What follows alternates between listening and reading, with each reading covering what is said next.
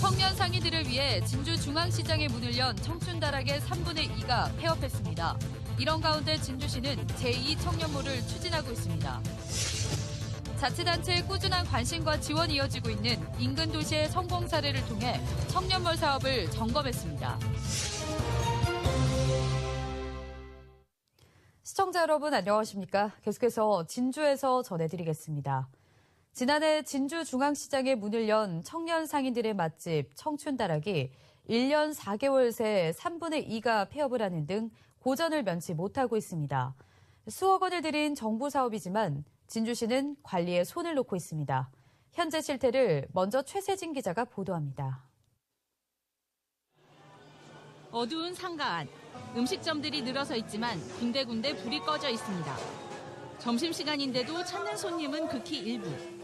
지난해 7월 중앙시장 2층에 개장한 청년푸드존 청춘다락입니다.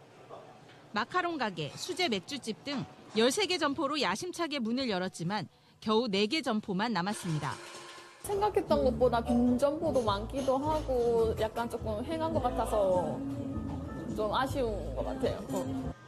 중소기업 벤처부에서 지원한 3억 5천만 원으로 인테리어를 하고 임대료도 저렴하게 낮췄지만 그뿐이었습니다. 천정에서 물이 샌 지 수개월째. 폭염에 에어컨을 추가하고 싶어도 진주시는 묵묵부답이었습니다. 물 떨어지는 것도 알고 있다고 케어가 안 된다. 그러니까 알고 있다고 자동문도 얼마 전에 고장 났는데 이런 AS 문제들을 전부 다 이관된 게 시청으로 이관된 걸로 알고 있거든요. 근데 이제 알겠다 해놓고서는 이제 안 오고 이러니까. 청춘다락 개장과 동시에 사업단이 해체되면서 진주시와 시장상인회는 서로 관리 책임을 떠넘기고 있습니다. 야심차게 시작한 청춘다락의 빈점포가 넘쳐나는데도 진주시는 바로 옆에 2차 청년몰을 조성하고 있습니다. 지난 2015년과 2016년 정부는 진주 청춘다락과 같은 청년상인 창업 지원 사업으로 약 400개 점포를 개설했지만 이 가운데 40%가 문을 닫았습니다.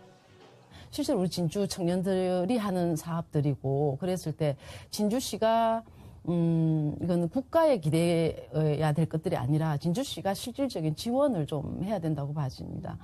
청년 창업 지원과 전통시장 살리기라는 두 마리 토끼를 잡기 위한 청년 상인 창업 지원 사업.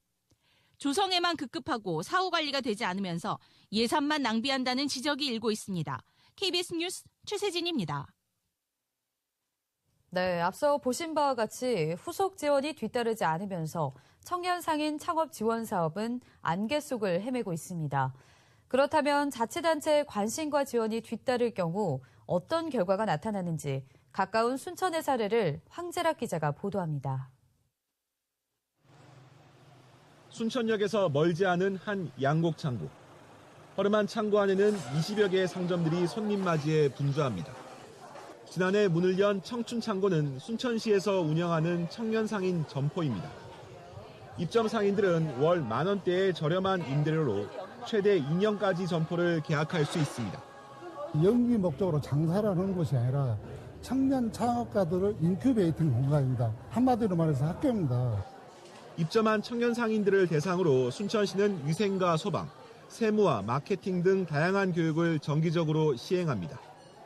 또 참여 행사와 이벤트 등 홍보도 꾸준히 진행해 하루 평균 1,500에서 2,000여 명의 방문객이 이곳을 찾습니다. 이러다 보니 이곳에 입점한 청년 상인들은 폐업 걱정 없이 자신만의 레시피 개발이나 창업 준비에 몰두할 수 있습니다. 창업 교육을 여기서 한 번에 시켜주니까 이제 일석이조로 여러 가지를 배울 수 있고 제가 이제 나가서 준비하는 기간 동안에도 이제 편의를 봐주고 이제 도와주려고 많이 노력을 해주셔서 실제로 청춘창고에 입점해 창업 노하우를 배운 뒤 순천 시내에 자신의 가게를 차린 청년 상인도 5명이나 됩니다.